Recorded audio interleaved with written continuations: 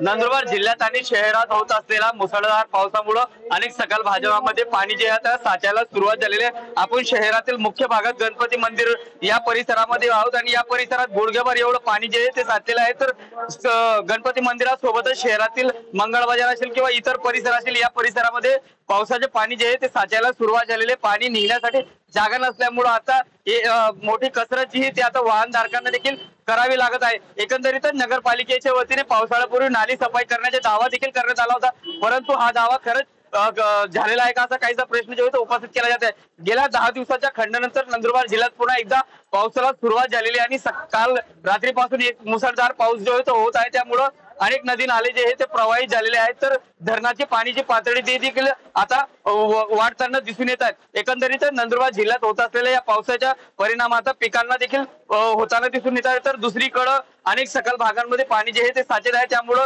शहरातील नागरिकांना मोठ्या समस्याला सामोरे जावं लागत आहे। जितेंद्र पैसरा, TV9 मराठी, नंदुरबार।